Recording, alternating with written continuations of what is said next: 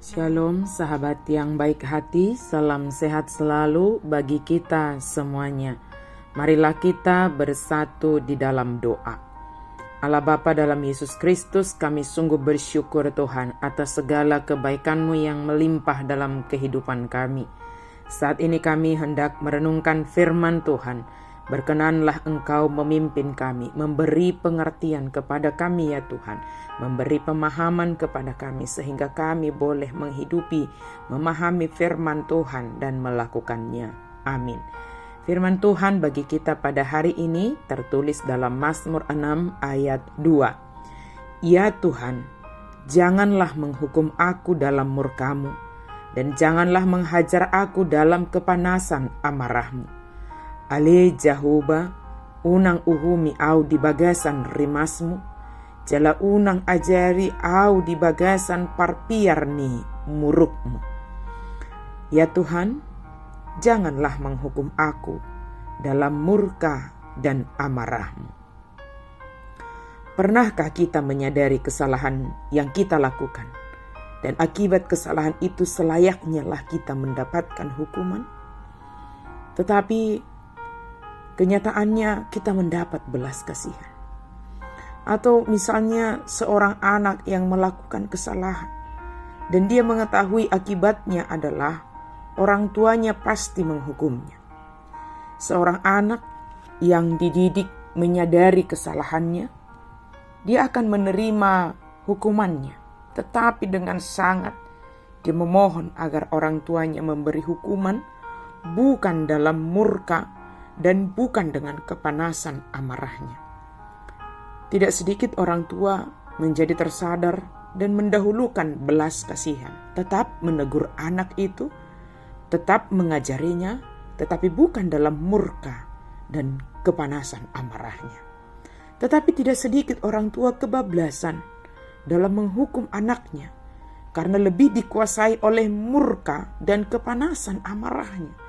Sehingga setelah semua reda, sering sekali terjadi penyesalan. Sementara hati anak itu sudah terluka. Semua kita tentu pernah melakukan kesalahan. Kepercayaan kita kepada Allah yang penuh kasih dan pengampunan mendorong kita untuk datang kepadanya. Memohon pengampunan dan supaya Allah jangan menghukum dalam murka dan jangan menghajar dalam kepanasan amarahnya. Ketika kita menyadari kesalahan kita dan datang kepada Tuhan memohon pengampunan serta berjanji untuk hidup dalam komitmen yang baru, tentu akan menyenangkan hati Tuhan. Sebab Dia senantiasa menantikan kedatangan dari setiap orang berdosa yang menyadari keberdosaannya dan berjanji tidak akan melakukannya lagi. Pertobatan tentu sangat dinantikan Tuhan. Mazmur ini merupakan mazmur pertama dari 7 mazmur penyesalan, di mana penulisnya dengan rendah hati menyadari kesulitannya. Kesulitannya itu biasanya akibat dosa. Mengekspresikan duka cita atas dosa tersebut dan menunjukkan komitmen baru untuk tetap dekat kepada Allah. Kita tidak mengetahui penyebab penderitaan dari pemazmur ini, tetapi apapun penyebabnya, dia mencari Allah untuk mendapatkan pemulihan. Dia datang kepada Allah untuk mendapatkan pemulihan. Bukan sebaliknya, dia semakin pergi meninggalkan, tidak. Tetapi sedalam apapun kesalahan itu, dia datang, dia mencari Allah untuk merasakan dan mendapatkan pemulihan. Pemazmur menerima hukuman Allah, tetapi dia memohon Allah untuk tidak menghajarnya di dalam kemarahan. Kisah Yeremia juga bisa kita baca. Yeremia juga meminta Allah untuk mengoreksinya dengan lembut dan tidak dalam kemarahan.